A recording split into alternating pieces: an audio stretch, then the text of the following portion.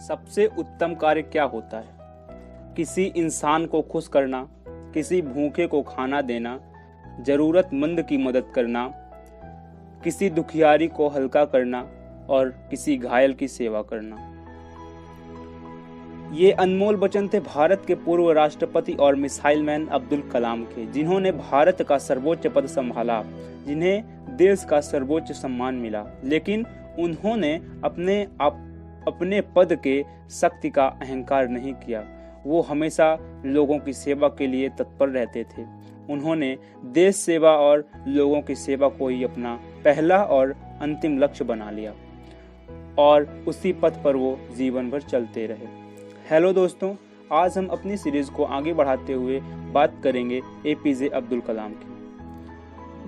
अब्दुल कलाम साहब का जन्म 15 अक्टूबर 1931 को तमिलनाडु के छोटे से गांव में हुआ, जिसका नाम धनुषकोडी है। इस गांव में वो अपने संयुक्त परिवार के साथ रहते थे। अब्दुल कलाम का पूरा नाम अबुल पाकिर जैनुलब्दीन अब्दुल कलाम था। उनके परिवार की आर्थिक स्थिति ठीक नहीं थी। उनके पिता मछुआरों को नाव किराए पर देते थे तथा उनकी माता गृहिणी थी। एपीजे अब्दुल कलाम साहब ने अपनी शिक्षा का आरंभ रामेश्वरम के एक प्राथमिक विश्वविद्यालय में किया। कलाम साहब ने अपनी पढ़ाई पूरी करने व घर की आर्थिक सहायता हेतु अखबार बेचने का कार्य आरंभ किया। एपीजे अब्दुल कलाम ने 12वीं रामनाथपुरम में स्थित मैट्रिकुलेशन स्कूल में संपन्न की। तत्पश्चात उन्होंने स्नातक की उपाधि प्राप्त करने हेतु सेंट जोसेफ कॉलेज में दाखिला लिया, जो तिरुचिरापल्ली में स्थित है, किंतु यहाँ उनकी शिक्षा का अंत नहीं हुआ। उन्होंने पढ़ने व सीखने का बहुत शौक था। वो आगे पढ़ाई हेतु 1955 में मद्रास जा पहुँचे, जहाँ से उन्होंने 1958 में अंतरिक्ष विज्ञान में स्नातक की उपाधि प्राप्त की। उनका सपना था कि वह भारतीय वायुसेना में फाइटर प्लेन की चालक यानी पायलट बन सकें, परंतु यह पूर्ण ना हो सका। फिर भी उन्होंने हार नहीं मानी। इसके तत्पश्चात उन्होंने भारतीय रक्षा अनुसंधान व विकास संस्थान DRDO में प्रवेश किया, जहां उन्हें हावरक्राफ्ट परियोजना का सफल संचालन किया, परंतु DRDO में अपना कार्यों से संतुष्ट न होने के कारण उन्होंने उसे छोड़ दिया। इसके पश्चात उन्होंने 1962 में भारतीय अंतरिक्ष अनुसंधान संगठन इसरो में प्रवेश किया। इसरो में एपीजे अब्दुल कलाम ने कई परियोजनाओं का सफलतापूर्वक संचालन किया, जिनमें सबसे महत्वपूर्ण था उनके द्वारा भारत के पहले उपग्रह पृथ्वी, जिसे SLV-3 भी कहा जाता है, का पृथ्वी के कक्षा के निकट स्थापित किया जाना। इस कार्य को डॉक्टर एपीजे अब्दुल कलाम ने 1980 में बहुत ही मेहनत कर तथा लगन के साथ संपन्न किया। उनकी इसी सफलता के बाद भारत भी अंतर्राष्ट्रीय अंतरिक्ष क्लब का सदस्य बन पाया। इस दौर में वह इसरो में भारत की उपग्रह प्रक्षेपण यान परियोजना के निदेशक के पद पर नियुक्त थे। इसरो के कार्यकाल के दौरान उन्होंने और भी उपलब्धियां हासिल की, जैसे नासा की यात्रा, प्रसिद्ध वैज्ञानिक राजा रमन्ना के साथ मिलकर भारत का पहला परमाणु परीक्षण, गाइडेड मिसाइल्स का डिजाइन करना। इन सब के पश्चात एपीजे अब्दुल कलाम का एक सफल तथा ख्याति प्राप्त वैज्ञानिक साइंटिस्ट बन चुके थे। 1981 में उन्हें भारत सरकार द्वारा पद्म विभूषण से सम्मानित किया गया। 1982 में वह पुनः भारतीय अंतरिक्ष अनुसंधान संगठन इसरो के निदेशक के रूप में विद्यमान हुए। अब उन्होंने स्वदेशी लक्ष्य भेदी यंत्रित प्रक्षेपास्त्र गाइडेड मिसाइल्स की तरफ अपना ध्यान केंद्रित किया। डॉक्टर एपीजे अब्दुल कलाम को 1990 में फिर पद्म विभूषण से नवाजा गया। तत्पश्चात वे 1990 से लेकर 1999 तक कार्यकाल विज्ञान सलाहकार के पद पर नियुक्त रहे। साथ ही सुरक्षा शोध और विकास विभाग के सचिव भी थे।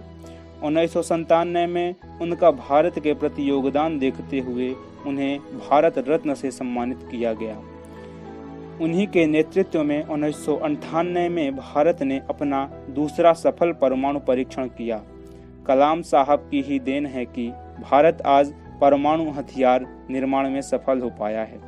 इस दौर में वह भारत के सबसे प्रसिद्ध व सफल परमाणु वैज्ञानिक न्यूक्लियर साइंटिस्ट थे।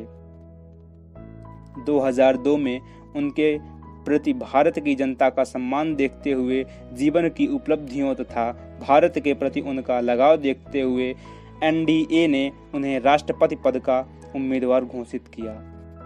फलस्वरूप वह चुनाव में विजयी होकर 2002 में भारत के राष्ट्रपति के रूप में हमारे सामने आए। उन्हें जनता का राष्ट्रपति कहकर संबोधित किया जाने लगा।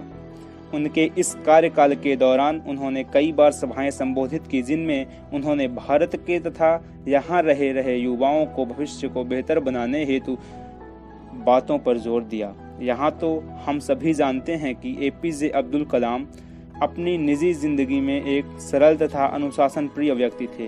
वो बच्चों से अधिक स्नेह करते थे, किंतु हमेशा ऐसी सीख देते थे जो उनके भविष्य से बेहतर बनाने में सफल करे। वे राजनीतिक व्यक्ति नहीं थे, किंतु राजनीति में रहकर देश के विकास के बारे में सोचते थे। वे जानते थे कि युवाओं का बेहतर विकास ही देश को आगे लेकर जा सकता है। वो चाहते थे कि परमाणु हथियारों के क्षेत्र में भारत एक बड़ी शक्ति के रूप में जाना जाए।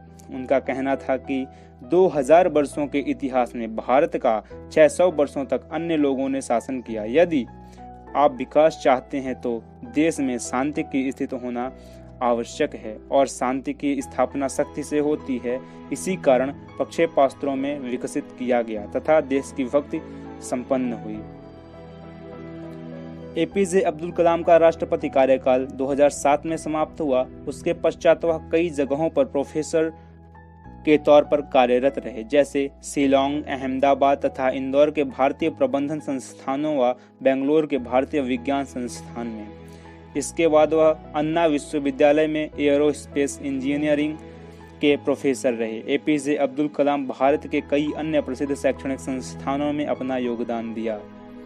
बहुत कम लोग ही जानते हैं कि वे गीता और कुरान दोनों का अनुसरण करते थे। उन्हें भक्ति गीत सुनने का तथा वाद्य यंत्र बजाने का बहुत शौक था। उनका लगाव भारत की संस्कृति के प्रति बहुत अधिक था। 27 जुलाई 2015 को ये मिसाइल मैन हम सब को छोड़कर चले गए तथा उनका जाना हमारे देश के लिए कभी पूर्ण न होने वाली क्षति थी। कलाम साहब की मृत्यु के बाद की वजह दिल का दौरा था। यह उस वक्त हुआ जब शिलांग के भारतीय प्रबंधन संस्थान में एक व्याख्यान दे रहे थे। 28 जुलाई को उन्हें दिल्ली में तथा 29 जुलाई को उन्हें मदुरई में श्रद्धांजलि दी गई। 30 जुलाई को उन्हें उन्हीं के नगर रामेश्वरम में पी कुरुम्यू ग्राउंड में पूरे सम्मान के साथ दफनाया गया तथा उन्हें यहाँ 3,50,000 से ज़्यादा नागरिक श्रद्धांजलि देने पहुँचे। शायद आप जानते नहीं होंगे कि गूगल भी इनके पुण्यतिथि पर उनके मुख्य पृष्ठ पर काला रिबन दिखा रहा था। भारत सरकार ने अपने सम्मान में 7 दिवसीय राजकीय शोक की घोषणा की। संयुक्त राष्ट्र द्वारा स्वर्गीय डॉक्टर एपीजे अब्दुल कलाम के 19वें जन्मदिन के विश्व विद्यार्थी दिवस वर्ल्ड स्टूडेंट डे के रूप में मनाया गया। उन्होंने युवाओं को प्रेरित इंस्पायर करने हेतु कई किताबें लिखी जो बहुत ही प्रभावशाली रही हैं, जैसे कि wings of the fire, manifesto for change, inspiring thoughts इत्यादि। ये किताबें भी कलाम साहब की तरह प्रेरणादायक हैं। Thank you so much. आपको अगर हमारी दूसरी सीरीज देखना है स्वामी विवेकानंद जी के ऊपर, तो आप डिस्क्रिप्शन में लिंक देख सकते हैं। Thank you so much.